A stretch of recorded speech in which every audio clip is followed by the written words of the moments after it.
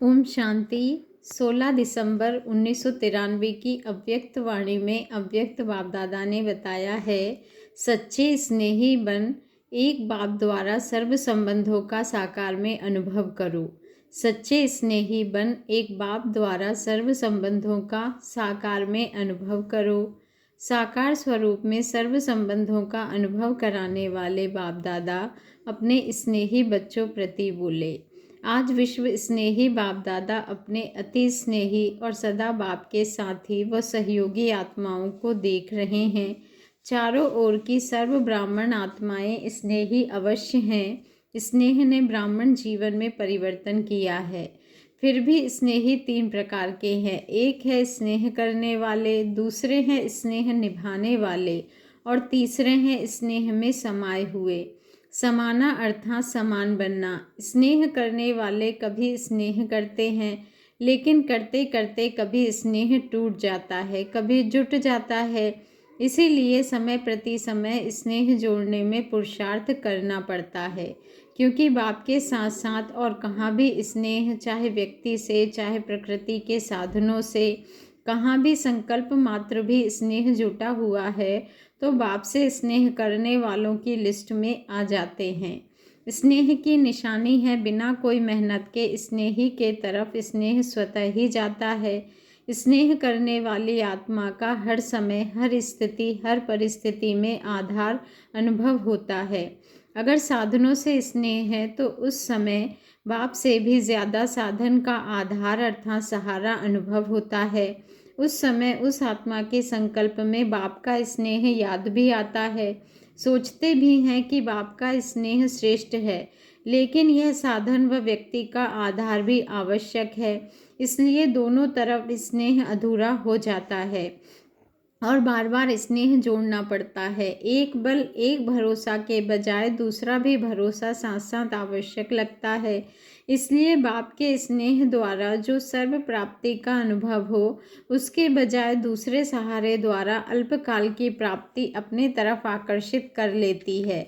इतना आकर्षित करती है जो उसी को ही आवश्यक समझने लगते हैं। लगाव नहीं समझते, लेकिन सहारा समझते हैं। इसको कहा जाता है स्नेह करने वाले। दूसरे हैं स्नेह निभाने वाले। स्नेह करने के साथ साथ निभाने की भी शक्ति है। निभाना अर्थात स्नेह का रिस्पॉन्ड देना, रिटर्न देना। स्नेह का रिटर्न है जो स्नेही बाप बच्चों से श्रेष्ठ आशाएं रखते हैं, वो सर्व आशाएं प्रैक्टिकल में पूर्ण करना। तो निभाने वाले बहुत करके प्रैक्टिकल में करके दिखाते हैं, लेकिन सदा बाप समान अर्थात समाये हुए वो अनुभूति कभी होती है, कभी नहीं होती।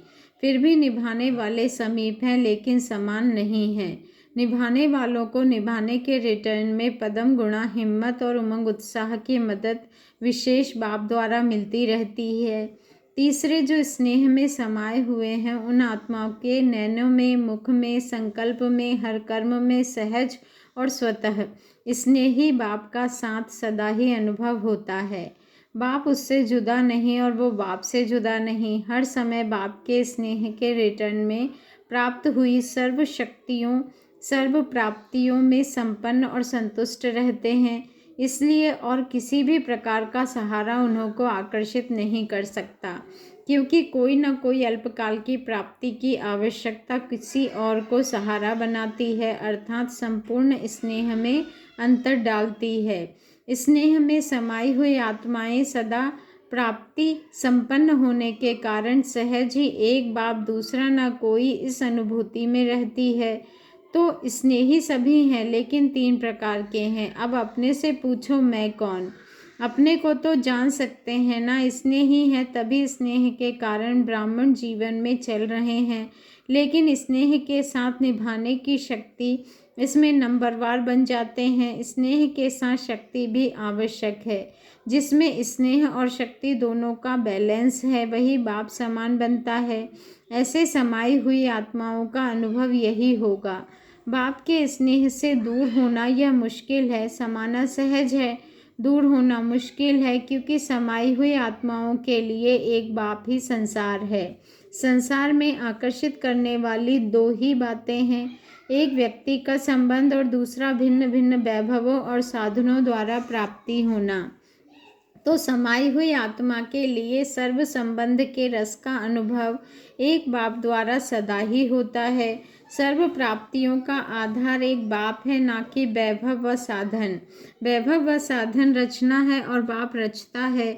जिसका आधार रचता है उसको रचना द्वारा अल्पकाल के प्राप्ति का स्वप्न मात्र भी संकल्प नहीं हो सकता। बाप दादा को कभी कभी बच्चों की स्थिति को देख हंसी आती है, क्योंकि आश्चर्य तो कह नहीं सकते, फुल स्टॉप है। चलते चलते बीज को छोड़ टाल टालियों में आकर्षित हो जाते हैं। कोई आत्मा को आधार बना लेते हैं, कोई साधनों को आधार बना लेते हैं, क्योंकि बीज का रंग रूप शोभनिक नहीं होता और टाल टालियों का रूप रंग बड़ा शोभनिक होता है। देहधारी के संबंध का आधार देह भान में सहज अनुभव होता है और बाप का आधार देह भान से परे होने से अनुभव होता है।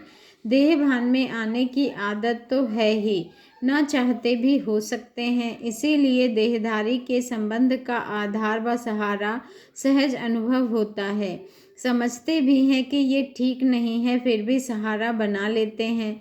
बाप दादा देख देख मुस्कुराते रहते हैं। उस समय की स्थिति हंसाने वाली होती है। जैसे आप लोग क्लासेस में व भाषणों में एक तोते की कहानी सुनाते हो। उसको मना किया कि नलके पर नहीं बैठो, लेकिन वो नलके पर बैठ करके बोल रहा था। ऐसे बच्चे भी उस समय मन में अपने आप से एक तरफ यही सोचते रहते कि एक बाप दूसरा न कोई। बार बार अपने आप से रिपीट भी करते रहते, लेकिन साथ साथ फिर यह भी सोचते कि स्थूल में तो सहारा चाहिए। तो उस समय हंसी आएगी ना, और उस समय फिर माया चांस लेती है। बुद्धि को ऐसा परिवर्तन करेगी जो झूठा सहारा ही सच्चा सहारा अनुभव होगा। जैसे आजकल झूठा सच्चे से भी अच्छा होता है, ऐसे उस समय रॉन्ग राइट अनुभव होता है। और वो रॉन्ग बात, झूठा सहारा, उसको पक्का करने के लिए व झूठ को सच्चा साबित करने के लिए, जैसे कोई भी कमज़ोर स्थान होता है तो उसको मजबूत करने के लिए पिलर्स लगाए जाते हैं। तो माया भी कमज़ोर संकल्प को मजबूत बनाने के लिए बहुत रॉयल पिलर्स लगाती है। क्या पिलर लगाती है? माया यही संकल्प देती है कि ऐसा तो होता ही है। कई बड़े बड़े भी ऐसे ही करते हैं, ऐसे ही चलते हैं, या कहते अभी तो पुरुषार्थी ही हैं, संपूर्ण तो हुए नहीं हैं। तो जरूर अभी कोई ना कोई कमी रहेगी ही, आगे चल संपूर्ण बन जाएंगे। ऐसे ऐसे व्यर्थ संकल्प रूपी पिलर्स कमजोरी को मजबूत कर देते हैं। तो ऐसे पिलर का आधार नहीं लेना। समय आने पर यह आर्टिफिशियल पिलर धोखा दे देते हैं। सर्व संबंधों का सहारा एक बाप सदा रहे, यह अनुभव कम करते हो। इस सर्व संबंधों के अनुभव को बढ़ाओ। सर्व संबंधों की अनुभूति कम होने के कारण कहीं न कहीं अल्पकाल का संबंध जुड़ जाता है। स्थूल जीवन में भी स्थूल रूप का सहारा व हर परिस्थिति में स्थिर रूप का सहयोग देने वाला सहारा बाप है। यह अनुभव और बढ़ाओ। ऐसे नहीं कि बाप तो है ही सूक्ष्म सहयोग देने वाला, निराकार है, आकार है, साकार तो है नहीं, लेकिन हर संबंध को साकार रूप में अनुभव कर सकते हो, साकार स्वरूप में साथ का अनुभव कर सकते हो। इस अनुभूति को गहराई से समझो और स्वयं को इसमें मजबूत करो, तो व्यक्ति वैभव व साधन अपने तरफ आकर्षित नहीं करेंगे। साधनों को निमित्त मात्र कार्य में लाना व साक्षी हो सेवा प्रति कार्य में लगाना, ऐसी अनुभूति को बढ़ाओ। सहारा नहीं बनाओ, निमित्त मात्र हो। इसको कहा जाता है स्नेह में समाई हुई समान आत्मा।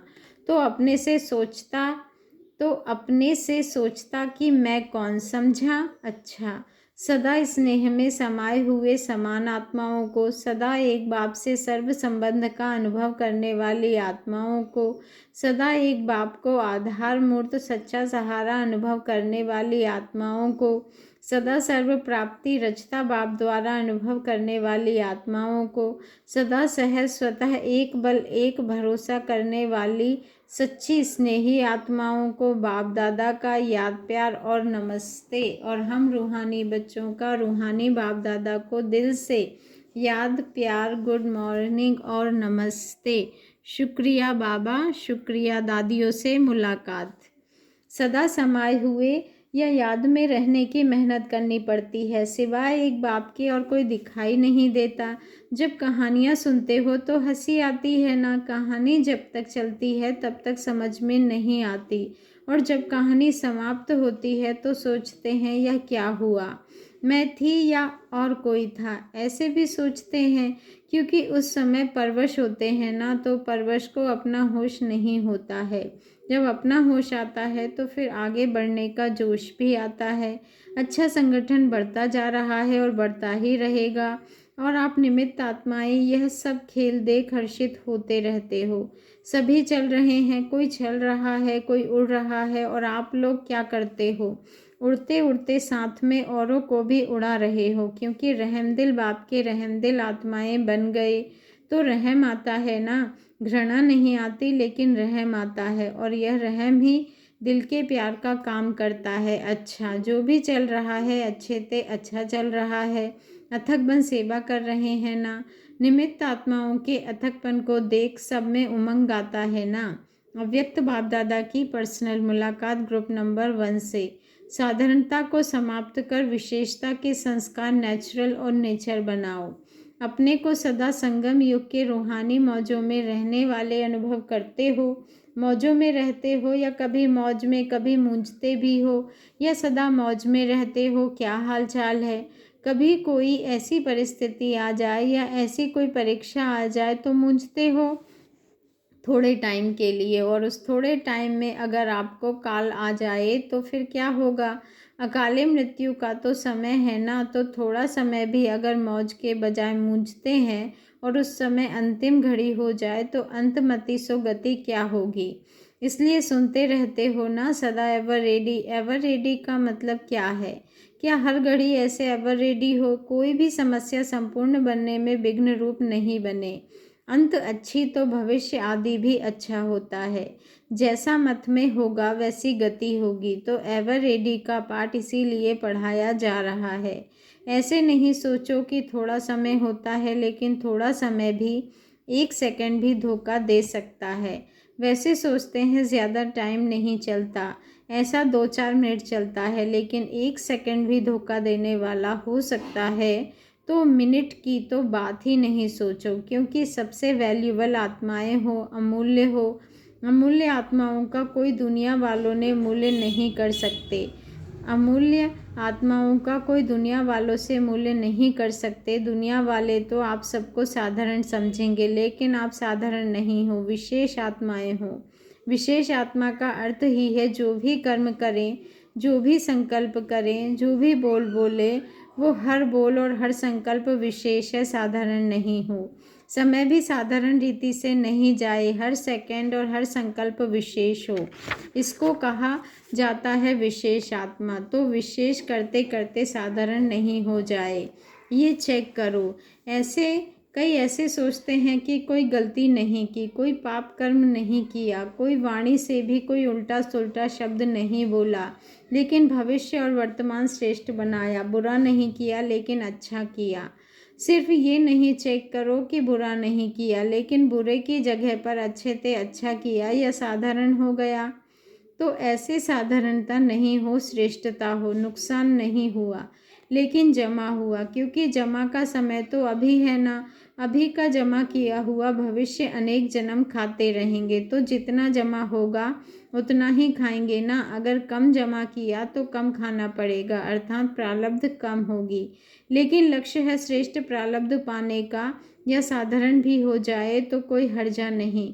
स्वर्ग में तो आ ही जाएंगे, दुख तो होगा नहीं। साधारण भी बने तो क्या हर्जा? हर्जा है या चलेगा? तो चेक करो कि हर सेकंड हर संकल्प विशेष हो।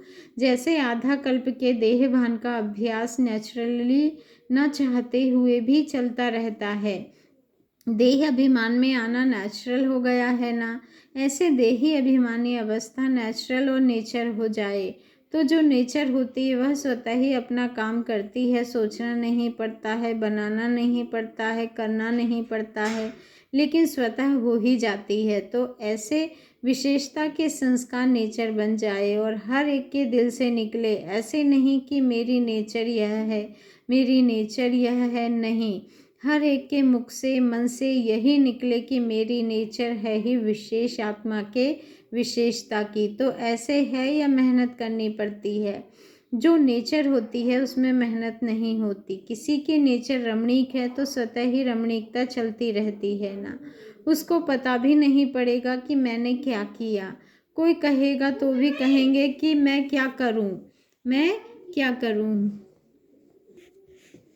ऐसे देही अभिमानी अवस्था नेचुरल व नेचर हो जाए तो जो नेचर होती है वह स्वतः ही अपना काम करती है। सोचना नहीं पड़ता, बनाना नहीं पड़ता, करना नहीं पड़ता, लेकिन स्वतः ही हो जाती है। तो ऐसे विशेषता के संस्कार नेचर बन जाए और हर एक के दिल से निकले। ऐसे नहीं कि मेरी नेचर यह है, मेरी नेचर यह है, नहीं। हर एक के मुख से, मन से यही निकले कि मेरी नेचर है ही विशेष आत्मा के विशेषता की। तो ऐसे है या मेहनत करनी पड़ती है? जो नेचर होती है उसमें मेहनत नहीं होती। किसी की नेचर रमणीक है तो स्वतः ही रमणीकता चलती रहती है ना, उसको पता भी नहीं पड़ेगा कि मैंने क्या किया। कोई कहेगा तो भी कहेंगे कि मैं क्या करूं, मेरी नेचर है। तो विशेषता की भी ऐसी नेचर हो जाए। कोई पूछे आपकी नेचर क्या है तो सबके दिल से निकले कि हमारी नेचर है ही विशेषता की। साधारण कर्म की समाप्ति हो गई, क्योंकि मरजीवा हो गए ना, तो साधारणता से मर गए। विशेषता में जी रहे हैं, माना नया जन्म हो गया। तो साधारणता पास्ट जन्म की नेचर है, अभी की नहीं। क्योंकि नया जन्म ले लिया तो नए जन्म की नेचर विशेषता है, ऐसे अनुभव हो। तो अभी क्या करेंगे? साधारणता की समाप्ति। संकल्प में भी साधारणता नहीं। माताएं मौज में रहती हो, कितना भी कोई मुझाने की कोशिश करे लेकिन आप मौज में रहो। मुझाने वाला मूंझ जाए लेकिन आप नहीं मूंझो, क्योंकि अज्ञानियों का काम है मुझाना और ज्ञानियों का काम है मौज में रहना। तो वो अपना काम करे और आप अपना काम करो, सदा मौज का अनुभव करो, तब तो फलक से कह सकेंगे। होंगे तभी तो कह सकेंगे ना, जो होगा नहीं तो कह भी नहीं सकता। चैलेंज कर सकते हो, हम मूंझने वाले नहीं हैं, क्योंकि विशेष आत्माएं हैं। क्या याद रखेंगे? मौज में रहने वाली विशेष आत्मा है। ऐसी हिम्मत वाले हो ना, हिम्मत वालों को मदद स्वतः ही मिलती है जहाँ भी रहो। लेकिन ये आवाज़ बुलंद हो कि ये ब्राह्मण आत्माएं विशेष हैं। गुप्त से प्रत्यक्ष तो होना ही है ना। सबकी नज़र ब्राह्मण आत्माओं की तरफ जानी ही है, जा रही है कि अभी शुरू नहीं हुआ है। तो कमाल करके दिखाने वाले हो ना, ऐसी कमाल करो जो अभी तक किसी ने नहीं किया हो। सेमिनार किया, कॉन्फ्रेंस की, यह तो सभी करते हैं। कोई नई बात करके दिखाओ तो सभी ठीक है। बहुत आराम से रहे हुए हो ना, निर्भय आत्माएं हो और औरों को भी निर्भय बनाने वाली। ऐसे हो या कभी कभी डरते हो, क्या होगा, कैसे होगा? नहीं, जो होगा अच्छा होगा। दुनिया के लिए तो बुरा है, लेकिन आप सोच समझ सकते हो कि परिवर्तन होना ही है। इसलिए जो हो रहा है अच्छा हो रहा है, क्योंकि जानते हो कि होना ही है अच्छा। ग्रुप नंबर 2 से अव्यक्त बाप दादा की मुलाकात। सदा उमंग उत्साह में रह, अपने चेहरे और चलन द्वारा दूसरों का उमंग उत्साह बढ़ाओ। सभी अपने को सदा उमंग उत्साह से उड़ने वाली आत्माएं अनुभव करते हो। सदा उमंग उत्साह बढ़ता रहता है या कभी कम होता है, कभी बढ़ता है, क्योंकि जितना उमंग उत्साह होगा उतना औरों को भी उमंग उत्साह में उड़ाएंगे। सिर्फ स्वयं नहीं उड़ने वाले हो, लेकिन औरों को भी उड़ाने वाले हो। तो उमंग उत्साह ये उड़ने के पंख हैं। अगर पंख मजबूत होते हैं तो तीव्र गति से उड़ सकते हैं। अगर पंख कमज़ोर होंगे और तीव्र गति से उड़ने की कोशिश भी करेंगे तो नहीं उड़ सकेंगे, बार बार नीचे आएंगे। तो उमंग उत्साह के पंख सदा मजबूत हो, कभी कमज़ोर कभी मजबूत नहीं, सदा मजबूत। क्योंकि अनेक आत्माओं को उड़ाने की जिम्मेवार आत्माएं हो, विश्व कल्याण करने की जिम्मेवारी ली है ना, तो सदा इतनी बड़ी जिम्मेवारी स्मृति में रहे। जब कोई भी जिम्मेवारी होती है तब जो भी काम करेंगे तो तीव्र गति से करेंगे, और जिम्मेवारी नहीं होती है तो अलवेले होते हैं। तो हर एक के ऊपर कितनी बड़ी जिम्मेवारी है। सभी ने यह जिम्मेवारी का संकल्प लिया है। यह सोचते हो कि यह बड़ों का काम है, हम तो छोटे हैं। ऐसे तो नहीं। यह तो पुराने जाने, हम तो नए हैं, ऐसे तो नहीं। चाहे बड़े हो, चाहे छोटे हो, चाहे पुराने हो, चाहे नए हो, लेकिन ब्राह्मण बनना अर्थात जिम्मेवारी लेना। चाहे नए हैं, चाहे पुराने हैं, लेकिन है तो बीके या और कुछ है तो बीके अर्थात ब्राह्मण बनना, और ब्राह्मणों की जिम्मेवारी है ही। तो ये जिम्मेवारी की स्मृति कभी भी आपको अलबेला नहीं बनाएगी। लौकिक कार्य में भी जब कोई जिम्मेवारी बढ़ती है तो आलस्य और अलबेलापन आता है या चला जाता है। अगर कोई कहेगा भी ना कि चलो थोड़ा आराम कर लो, बैठ जाओ, क्या करना है, तो बैठ सकेंगे, तो जिम्मेवारी आलस्य और अलबेलापन खत्म कर देती है। तो चेक करो कि कभी भी आलस्य या अलबेलापन तो नहीं आ जाता। चल तो रहे हैं, हो जाएगा, ये है अलबेलापन। आज नहीं तो कल हो जाएगा, ये आलस्य है। कल नहीं, आज भी नहीं, अब, क्योंकि कोई भरोसा नहीं। अगर अधूरा पुरुषार्थ रह गया तो कहाँ पहुँचेंगे? सूर्यवंश में या चंद्रवंश में? आधा पुरुषार्थ रहा तो प्रारब्ध भी आधी मिलेगी ना। तो चंद्रवंश में जाना है, नहीं जाना है, कोई एक भी नहीं जाएगा। माताएं भी सभी सूर्यवंशी बनेंगी। अच्छा, क्योंकि जब पाना है तो पूरा ही पाए ना। आधा पाना तो समझदारी नहीं है। समझदार सदा ही स्वयं को पूरा अधिकारी बनाएगा, क्योंकि बच्चा अर्थात अधिकारी। तो ऐसे अधिकारी आत्माएं हो या कभी कभी थक भी जाते हो। अधिकार लेते लेते थक तो नहीं जाते, कभी मन से थक जाते हैं। कहाँ तक करेंगे, अथक हैं, थकने वाले नहीं हैं। थकना काम चंद्रवंशियों का है और अथक रहना ये सूर्यवंशी की निशानी है। क्या भी हो जाए लेकिन सदा अथक। जिसको उमंग उत्साह होता है वह कभी थकता नहीं। उमंग कम होगा तो थकावट जरूर आएगी। उमंग उत्साह वाले सदैव अपने चेहरे से औरों को भी उमंग दिलाते रहेंगे। एक है चेहरा, दूसरा है चलन। तो अपने चेहरे और चलन से सदा औरों को भी उमंग उत्साह में बढ़ाते रहो। ऐसी चलन हो जो कोई भी देखे तो सोचे कि ये उमंग उत्साह में सदा कैसे रहता है। जैसे कोई बहुत खुश रहता है तो उसको देख करके दूसरे भी खुश हो जाते हैं ना। कोई रोने वाले होते हैं तो रोने वाले को देखकर दूसरे क्या करेंगे? अगर रोएंगे नहीं तो मुस्कुराएंगे भी नहीं। तो आपकी चलन और चेहरा ऐसे है। फलक से जवाब दो कि हम नहीं होंगे तो कौन होगा? कल्प कल्प के आप ही हैं और सदा ही रहेंगे, यह पक्का निश्चय है ना। तो हम ही थे और हम ही रहेंगे, पक्का है ना। जब सीजन ही उड़ने की है तो उड़ने के समय पर गिरना तो अच्छा नहीं होता है ना। तो उड़ने वाले हैं और उड़ाने वाले भी। कभी भी कोई भी बात आए तो याद करो कि हम कौन हैं, हमारी क्या जिम्मेवारी है।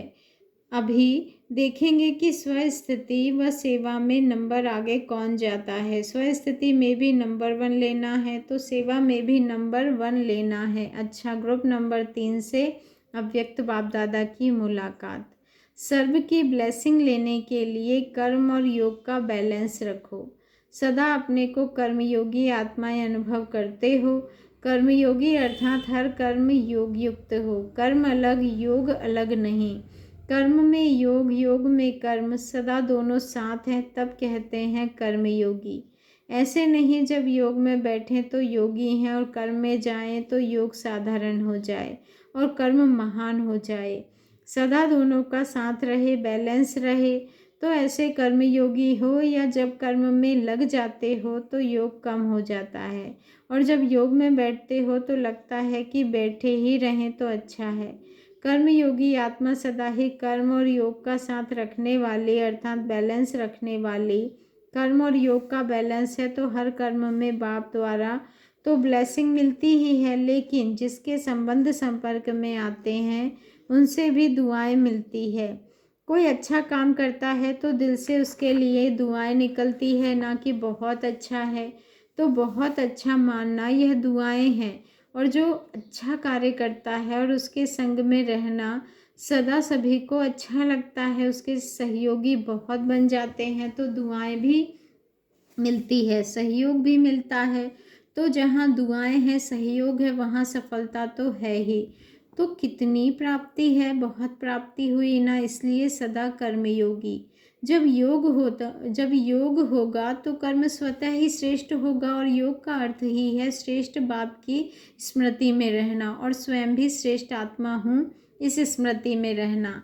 तो जब स्मृति श्रेष्ठ होगी तो स्थिति भी श्रेष्ठ होगी ना, और स्थिति श्रेष्ठ होने के कारण ना चाहते भी वायुमंडल श्रेष्ठ बन जाता है। तो कर्म योगी अर्थात श्रेष्ठ स्मृति, श्रेष्ठ स्थिति और श्रेष्ठ वायुमंडल।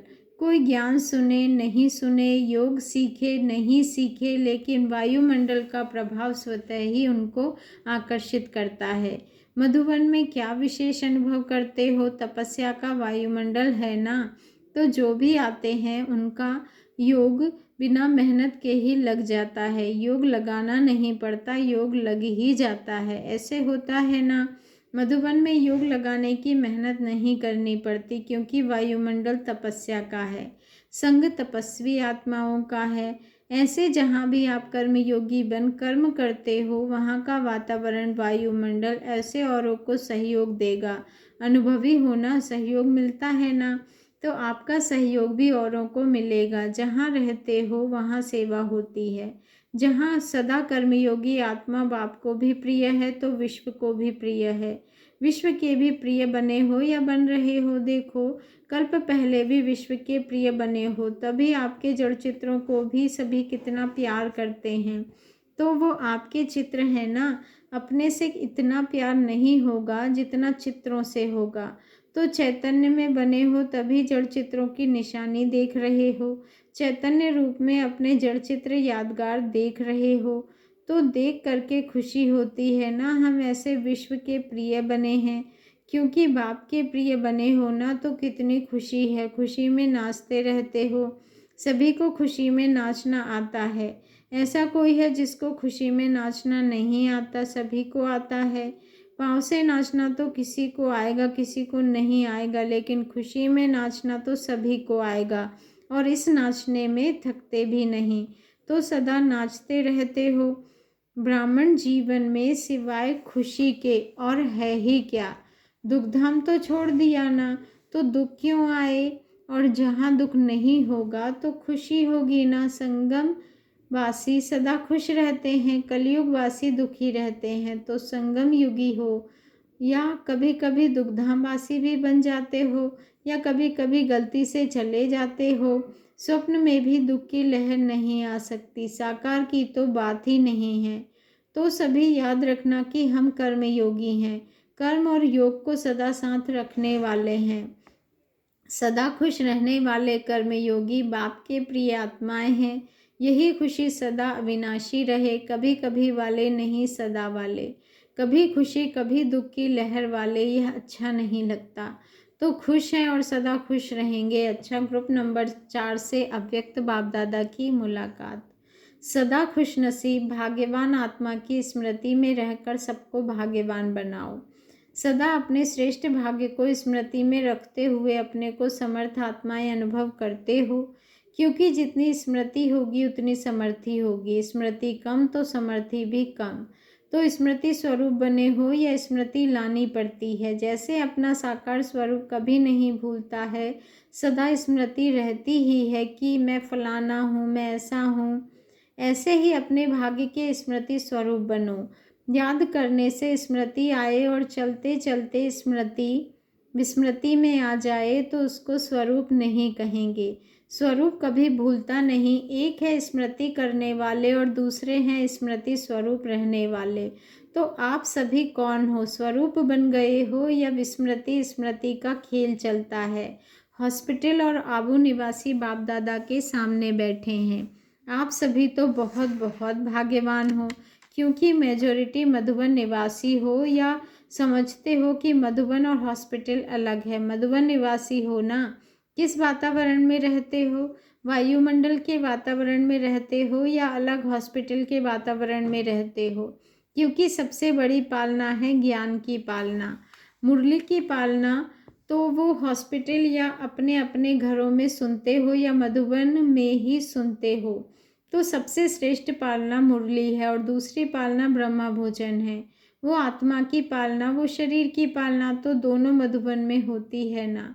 अगर कोई घर में भी खाते हो तो क्या याद करके खाते हो? मधुबन में बैठे हैं ना, और हॉस्पिटल वाले तो खाते ही मधुबन में है ना, तो कितने लकी हो। सदा ब्रह्मा भोजन मिलता रहे यह कम भाग्य नहीं है। सदा आत्मा की पालना विशेष आत्माओं द्वारा होती रहे यह भी कम पालना नहीं है। सदा वायुमंडल श्रेष्ठ मिलता रहे, संग श्रेष्ठ मिलता रहे, कितने भाग्य हैं। अमृत वेले से लेकर रात तक अपने भिन्न भिन्न भाग्य को स्मृति में लाओ। दिनचर्या के आदि में ही सब पहला भाग्य बाप से मिलन मनाना। दुनिया तड़पती रहती है और आप अमृत वेले से रात तक मिलन मनाते रहते हो। अगर रात को सोते भी हो तो कहाँ सोते हो? बिस्तर पर। तो देखो आदि में भी भाग्य, मध्य में भी भाग्य, और अंत में क्या होगा? भाग्य ही भाग्य होगा ना। तो सदा अपने भाग्य की लिस्ट सामने रखो और यही गीत सदा गाते रहो, वाह मेरा श्रेष्ठ भाग्य, वाह वह बाबा तो है ही, लेकिन उसके साथ साथ वह मेरा श्रेष्ठ भाग्य, हद का भाग्य नहीं, बेहद का श्रेष्ठ भाग्य। तो जो स्वयं सदा अपने भाग्य की स्मृति में रहेंगे वो औरों को भी भाग्यवान बनाएंगे ना। जो जैसा होगा वैसा ही बनाएगा ना। तो हॉस्पिटल वाले सारा दिन क्या करते हो? पेशेंट को देखते रहते हो या अपने भाग्य को ही देखते रहते हो? क्या देखते हो? भाग्य को देखते हो ना। पेशेंट के साथ साथ पहले अपने भाग्य को देखो तो भगवान और भाग्य दोनों याद रहे। देखो टाइटल तो बहुत अच्छा मिला है आबू निवासी, तो आबू निवासी सुनने से परमधाम निवासी तो सहज ही याद आता है ना, क्योंकि आबू है ब्रह्मा बाबा का, तो ब्रह्मा बाबा याद आया तो शिव बाप सहज ही याद आएगा, कंबाइंड है ना। तो आबू निवासी सुनने से स्वीट होम भी याद आ जाता है, अर्थात बाप दादा दोनों सहज याद आ जाते हैं। हॉस्पिटल भी कहाँ है? आबू है, आबू में है ना। ज़्यादा सहज याद में हॉस्पिटल वाले रहते हो या जो अपने अपने स्थानों में आबू निवासी कहलाते हो वो रहते हो, या जो सरेंडर पर रहते हो या जो सेंटर पर रहते हो वो रहते हैं। कौन रहते हैं? याद में तो सभी रहते हो, लेकिन सहज याद में रहने वाले कौन हैं? डबल विदेशी तो खुश रहते ही हैं। डबल विदेशी माना डबल खुश। हॉस्पिटल में खुशी कम होती है या बढ़ती है कि कभी कभी कम हो जाती है?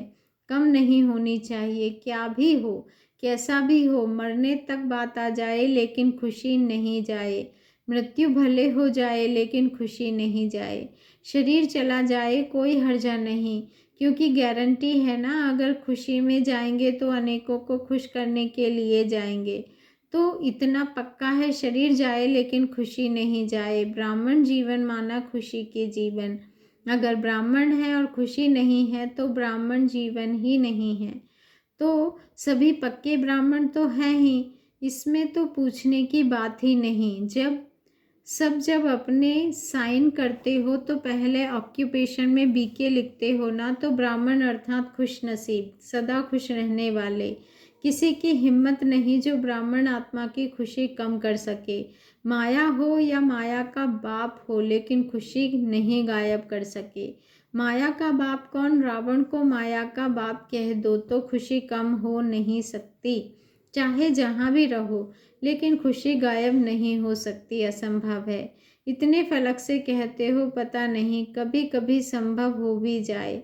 यह अच्छी तरह से पता है ना कि ब्राह्मण जीवन में खुशी का जाना असंभव है।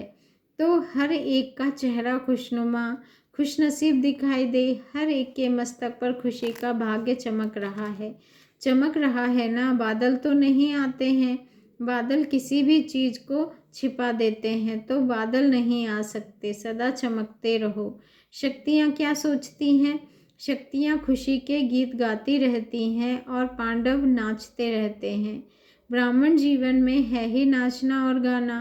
कर्म भी करते हो तो कर्म भी तो एक डांस है ना, डांस में हाथ पांव चलाना होता है ना। तो कर्मयोगी बनकर जो कर्म करते हो वह भी नाचना ही है ना, खेल कर रहे हो ना। अच्छा, ओम शांति। ग्रुप नंबर 5 से अव्यक्त बाप दादा की मुलाकात। संतुष्टता सबसे बड़ा खजाना है, जहाँ संतुष्टता है वहाँ सर्व प्राप्तियाँ हैं। बाबा ने कहा सदा अपने इस ब्राह्मण जीवन की आदि से अब तक की सर्व प्राप्तियां स्मृति में रहती है। कितनी प्राप्तियां हैं? अगर प्राप्तियों की लिस्ट निकालो तो कितनी लंबी है। सार रूप में यही कहेंगे कि अप्राप्त नहीं कोई वस्तु ब्राह्मण जीवन में। तो ऐसे अनुभव करते हो सर्व प्राप्तियां संपन्न हो गए और प्राप्तियां भी अविनाशी है। एक जन्म आधा जन्म की नहीं, सदा काल के लिए प्राप्तियां प्राप्त हो गई। कोई भी युग नहीं जहां आप आत्माओं को कोई प्राप्ति नहीं हो। अगर द्वापर से गिरती कला शुरू भी होती है, फिर भी द्वापर से लेकर अब तक पूजे तो जाते हो ना। तो आधा कल्प राज्य अधिकारी बनते हो और आधा कल्प पूज्य बनते हो। चाहे स्वयं पुजारी बन जाते हो चैतन्य में, लेकिन जड़ चित्र के रूप में पूजे जाते हो। तो पूज्य की प्राप्ति तो है ही ना। चाहे जानते नहीं हो अपने को, लेकिन प्राप्ति सारे कल्प के लिए है। राज्य पद और पूज्य पद कितने नशे की बात है। तो सदा सर्व प्राप्तियों की स्मृति में रहो, स्मृति स्वरूप रहो, तो प्राप्तियां याद रहती है कि कभी भूल जाती है, कभी याद रहती है। हद के प्राप्ति वालों को भी कितना नशा रहता है। तो आपको अविनाशी प्राप्तियां हैं, तो अविनाशी रूहानी नशा है।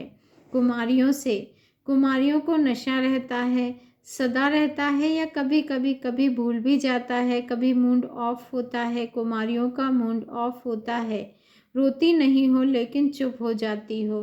कितने समय से नहीं रोया है। जब से ब्रह्मा कुमारी बनी हो तब से नहीं रोया है, या अभी नहीं रोती हो, मन से भी नहीं रोया है। कुमारियों को कोमल होने के कारण रोना जल्दी आता है। नहीं रोती हो तो पक्की हो ना, सभी खुश रहती हो। और पुरुषार्थ में भी उड़ती कला वाली हो या चढ़ती कला वाली हो, सभी उड़ती कला वाली हो अच्छा है। कभी नीचे कभी ऊपर नहीं होना, सदा उड़ते रहना। माताओं की भी उड़ती कला है, या बीच बीच में गिरना भी अच्छा लगता है। गिरकर उड़ना है या उड़ना ही उड़ना है। पांडव उड़ती कला वाले हैं, उड़ना ही है, क्योंकि समय कम है और मंजिल श्रेष्ठ है। तो बिना उड़ती कला के मंजिल पर पहुंचना मुश्किल है। इसलिए सदा उड़ते रहो, और उड़ने का साधन है सदा सर्व प्राप्तियों को स्मृति में रखना। इमर्ज रूप में मर्ज नहीं, जानते ही हैं नहीं। मर्ज से इमर्ज करो, क्या क्या मिला, क्या थे और क्या बन गए, कल क्या और आज क्या। तो प्राप्तियों की खुशी कभी नीचे हलचल में नहीं लाएगी। नीचे आना तो छोड़ो, लेकिन हलचल भी नहीं। अचल जो संपन्न होता है तो हलचल में नहीं आता है, जो खाली होता है वह हिलता है।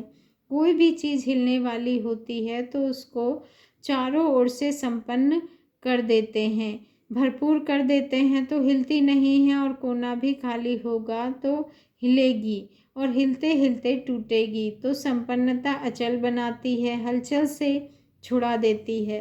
तो सर्व प्राप्तियों में संपन्न होना। जब दाता मिल गया तो दाता क्या करेगा, संपन्न बनाएगा ना। तो ये भी नशा है कि हम दाता के बच्चे हैं, साधारण बाप के बच्चे नहीं, दाता के बच्चे हैं। तो जो स्वयं दाता है वो भी मास्टर दाता बनाएगा ना। तो क्या याद रखेंगे, कौन हो, मास्टर दाता हो, सर्व प्राप्तियों से संपन्न आत्मा हो, जरा भी अप्राप्ति नहीं।